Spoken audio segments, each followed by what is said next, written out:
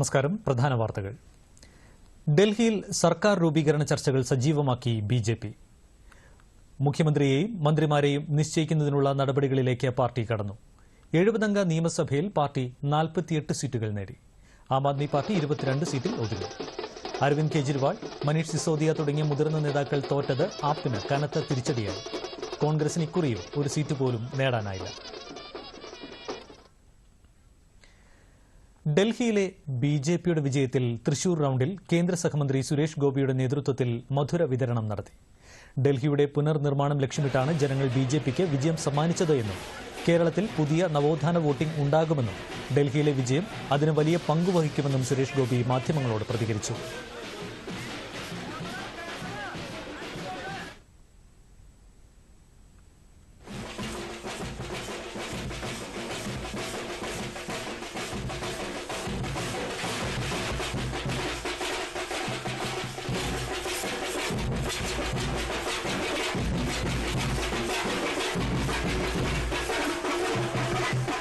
ഇന്നലെ വൈകുന്നേരം നടത്തിയ ആഹ്ലാദ പ്രകടനത്തിൽ നൂറുകണക്കിന് പ്രവർത്തകർ പങ്കെടുത്തു. ഉത്തർപ്രദേശിൽ നിയമസഭാ ഉപതെരഞ്ഞെടുപ്പിൽ മിൽക്കിപൂർ മണ്ഡലം എസ്പിയിൽ നിന്നും ബിജെപി പിടിച്ചെടുത്തു. തമിഴ്നാട്ടിലെ ഈറോഡ് മണ്ഡലത്തിൽ ഡിഎംകെ വിജയിച്ചു. പരീക്ഷാ പേ ചർച്ചയുടെ 8ാം പതിപ്പ് നാളെ ഡൽഹിയിൽ നടക്കും. जाकर के आप परिवार में करवाओगे तो क्या कहेंगे? पागल होकर क्या है? We are very excited for Pariksha Pe Charcha.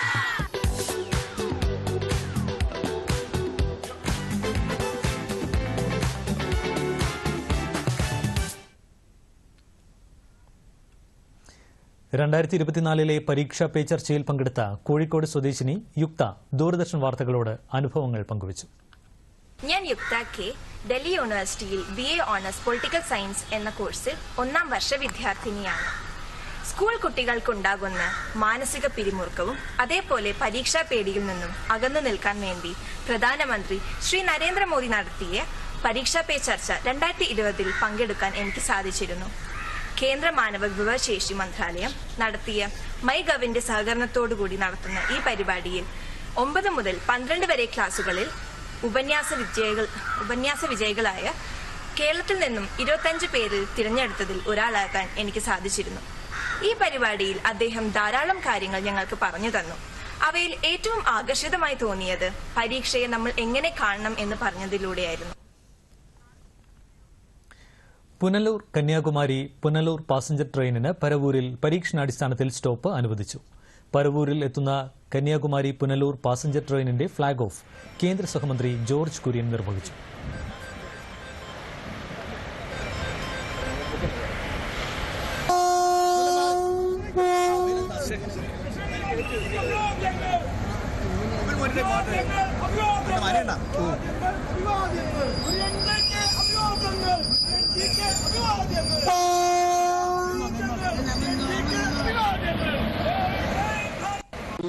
എല്ലാ സ്റ്റേഷനുകളിലും ഇതുപോലെയുള്ള പ്രവർത്തനങ്ങൾ നടക്കുന്നു. ഇതിനെ സഹകരിക്കുന്ന പാസഞ്ചേഴ്സിനോട് ഞാൻ നന്ദി രേഖപ്പെടുത്തുകയാണ്. നിരന്തരമായിട്ടുള്ള വികസന പ്രവർത്തനങ്ങൾ, നിരന്തരമായിട്ടുള്ള ട്രെയിനുകൾ, വന്ദേ ഭാരത് പോലെയുള്ള ട്രെയിനുകൾ ഒരു കാലഘട്ടത്തിൽ നമുക്ക് ചിന്തിക്കാൻ വയ്യാത്ത രീതിയിൽ ഉള്ള സ്പീഡിൽ എത്തിച്ചേരാൻ സാധിക്കുന്ന ഈ ട്രെയിനുകൾ എല്ലാം തന്നെ നരേന്ദ്രമോദിയുടെ നേതൃത്വത്തിലുള്ള സർക്കാർ ഈ ഭാരതത്തെ ഒരു 3ാം ശക്തിയാക്കി മാറ്റുന്നതിന് വേണ്ടിയുള്ള ശ്രമമാണ്. ഇപ്പൊ നമ്മൾ 5ാം സ്ഥാനത്താണ്. 3ാം സ്ഥാനത്ത് എത്തുന്നതിന് വേണ്ടിയുള്ള മുതൽ മുടക്ക് ഇന്ത്യയിൽ മുഴുവൻ നടന്നുകൊണ്ടിരിക്കുകയാണ്. റെയിൽവേയുടെ രംഗത്ത് മാത്രമല്ല, അത് നാഷണൽ ഹൈവേയുടെ രംഗത്തുമെല്ലാം തന്നെ നടന്നുകൊണ്ടിരിക്കുന്നു.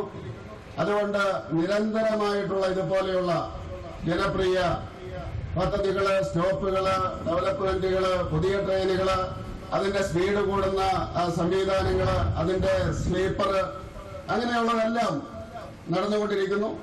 ഇതിന് നരേന്ദ്രമോദിജിക്ക് ഞാൻ നന്ദി പറയുകയാണ്. മലങ്കര മാർത്തോമ സുറിയാനി സഭ സുവിശേഷ പ്രസംഗ സംഘത്തിന്റെ ആഭിമുഖ്യത്തിൽ 130ാമത് മാരാമൺ കൺവെൻഷന് പമ്പാ നദിക്കരയിൽ ഇന്ന് തുടക്കമാകും. ഉച്ചയ്ക്ക് 2:30 മാർത്തോമ സഭാ അധ്യക്ഷൻ ഡോക്ടർ തിയോഡോഷ്യസ് മാർത്തോമ മെത്രാപ്പൊലീത്ത ചടങ്ങുകൾ ഉദ്ഘാടനം ചെയ്യും. 1 ലക്ഷം പേർക്ക് ഇരിക്കാവുന്ന പരമ്പരാഗത രീതിയിലുള്ള ഓലപ്പന്തൽ, കൺവെൻഷൻ നഗറിലേക്കുള്ള താൽക്കാലിക പാലങ്ങൾ, പ്രത്യേക കുട്ടിപ്പന്തൽ എന്നിങ്ങനെ മാരാമൺ കൺവെൻഷനായി ഒരുക്കങ്ങളെല്ലാം പൂർണ്ണ സജ്ജമായിട്ടുണ്ട്. കൺവെൻഷനിൽ ഇന്ത്യയിൽ നിന്നും വിദേശത്തു നിന്നുമായി ആയിരക്കണക്കിന് ആളുകൾ പങ്കെടുക്കും. ഈ മാസം 16 വരെയാണ് കൺവെൻഷൻ. അതേസമയം 7 ദിനങ്ങളിലായി പമ്പ മണൽപ്പുറത്തെ വിദ്യാധിരാജ നഗറിൽ നടന്നുവരുന്ന 113ാമത് ചെറുകോൽപ്പുഴ ഹിന്ദുമത പരിഷത്തിന് ഇന്ന് വൈകിട്ടോടെ സമാപനം കുറിക്കും. വൈകിട്ട് 4 നടക്കുന്ന സമാപന സഭയുടെ ഉദ്ഘാടനം ഡെപ്യൂട്ടി സ്പീക്കർ ചിറ്റയം ഗോപകുമാർ നിർവഹിക്കും. ദക്ഷിണ ഭാഗീരഥിയായ പമ്പയിൽ വൈകിട്ട് 6:30 വിവിധ ആശ്രമങ്ങളിലെ സന്യാസി ശ്രേഷ്ഠരുടെയും സാംസ്കാരിക നായകന്മാരുടെയും വിവിധ ഹിന്ദു സമുദായങ്ങളുടെ നേതാക്കളുടെയും സാന്നിധ്യത്തിൽ പമ്പയിൽ കുംഭമേളയും പമ്പ ആരതിയും നടക്കും. സ്റ്റാർട്ടപ്പ് മഹാകുംഭ് 2025 ഏപ്രിൽ ആദ്യവാരം ന്യൂഡൽഹിയിൽ നടക്കുമെന്ന് DPI IT joint secretary Sanjeev. കാഠ്മണ്ഡുവിൽ 2ാമത് ഇന്ത്യ നേപ്പാൾ സ്റ്റാർട്ടപ്പ് കണക്റ്റിന്റെ സമാപന ചടങ്ങിൽ സംസാരിക്കുകയായിരുന്നു അദ്ദേഹം. ഇന്ത്യയിലുടനീളവും പുറത്തുനിന്നുമായി 50,000-ലധികം ബിസിനസ് സന്ദർശകർ പരിപാടിയിൽ പങ്കെടുക്കും. വിവിധ മേഖലകളിലെ അത്യാധുനിക കണ്ടുപിടുത്തങ്ങൾ പവലിയനുകളിലൂടെ പ്രദർശിപ്പിക്കും. സ്റ്റാർട്ടപ്പ് മഹാകുംഭിൽ പങ്കെടുക്കുവാൻ നേപ്പാൾ മന്ത്രി പൃഥ്വി സുബ്ബ ഗുരുങ് നേപ്പാളിലെ കമ്പനികളോട് ആഹ്വാനം ചെയ്യുന്നതായി പരിപാടിയിൽ പറഞ്ഞു. DPI IT, startup India, federation of Nepal chambers of commerce and industry, confederation of Nepal's industries young entrepreneurs forum തുടങ്ങിയവർ ഇന്ത്യ നേപ്പാൾ സ്റ്റാർട്ടപ്പ് കണക്റ്റിന്റെ സമാപന ചടങ്ങിൽ പങ്കെടുത്തു. ഔഷധ നിർമ്മാണ വ്യവസായം ഗുണനിലവാരത്തിലും നവീകരണത്തിനും മുൻഗണന നൽകണമെന്ന് കേന്ദ്ര വാണിജ്യ വ്യവസായ മന്ത്രി പീയൂഷ് ഗോയൽ. മുംബൈയിൽ ഇന്ത്യൻ മരുന്നു നിർമ്മാതാക്കളുടെ കൂട്ടായ്മയുടെ IDMA 63ാമത് വാർഷിക ദിന പരിപാടിയെ അഭിസംബോധന ചെയ്യുകയായിരുന്നു മന്ത്രി. The demographic dividend. We have a large market of 1.4 billion citizens. This large market gives you an opportunity for economies of scale, makes you competitive, gives you an ability to produce and market large volumes. Skill, speed, scale. These are the strengths that each one of you should be looking at capturing. And health services is something that government wishes to work very closely with you. രാജ്യത്തിന്റെ വൈദ്യശാസ്ത്ര പുരോഗതിക്ക് പിന്നിലെ പ്രേരക ശക്തിയാണ് ഔഷധ നിർമ്മാണ മേഖല. ഔഷധ വ്യവസായം ഗണ്യമായ പുരോഗതി കൈവരിച്ചിട്ടുണ്ട് എങ്കിലും ഇനിയും ഏറെ ദൂരം മുന്നോട്ട് പോകാനുണ്ടെന്നും അദ്ദേഹം വ്യക്തമാക്കി. വ്യാജമരുന്നുകൾ ഉൽപ്പാദിപ്പിക്കുന്ന കമ്പനികൾക്കെതിരെ ജാഗ്രത പാലിക്കാനും ഗോയൽ ഈ മേഖലയിൽ പ്രവർത്തിക്കുന്നവരോട് അഭ്യർത്ഥിച്ചു. പൊതു സ്വകാര്യ അക്കാദമിക പങ്കാളിത്തം വ്യവസായത്തിന്റെ ശോഭനമായ ഭാവിക്ക് അനിവാര്യമാണെന്നും അദ്ദേഹം പറഞ്ഞു. വേൾഡ് ഓഡിയോ വിഷ്വൽ എന്റർടൈൻമെന്റ് ഉച്ചകോടിയായ വേവ്സ് 2025ന്റെ ഉപദേശക സമിതി യോഗം പ്രധാനമന്ത്രി നരേന്ദ്രമോദിയുടെ സാന്നിധ്യത്തിൽ ചേർന്നു. ആഗോള മാധ്യമ മേധാവിമാരെയും വിനോദരംഗത്തെ പ്രമുഖ താരങ്ങളെയും ലോകമെമ്പാടുമുള്ള സർഗാത്മക മനസ്സുകളെയും വേവ്സ് ഉച്ചകോടി ഒരുമിച്ച് കൊണ്ടുവരും. ഇന്ത്യയെ ആഗോള ഉള്ളടക്ക നിർമ്മാണ കേന്ദ്രമാക്കി മാറ്റുന്നതിനായി ഒരുമിച്ച് പ്രവർത്തിക്കുമെന്നും കേന്ദ്ര വാർത്താവിതരണ പ്രക്ഷേപണ മന്ത്രി അശ്വിനി വൈഷ്ണവ് പറഞ്ഞു.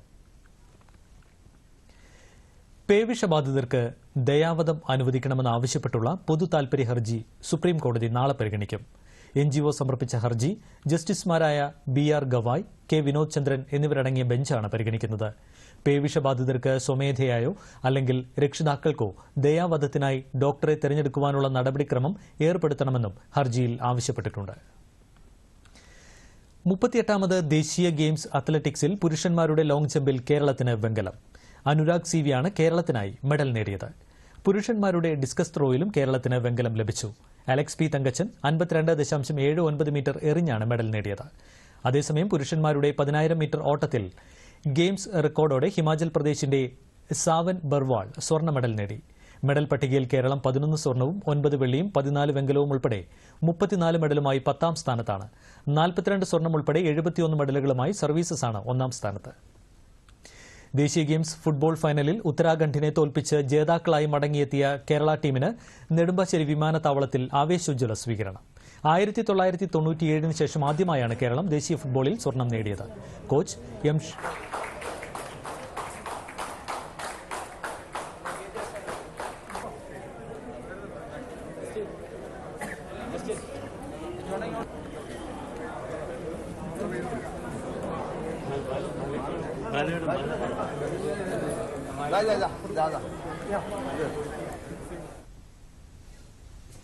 പ്രധാന വാർത്തകൾ സമാപിക്കുന്നു. നന്ദി, നമസ്കാരം.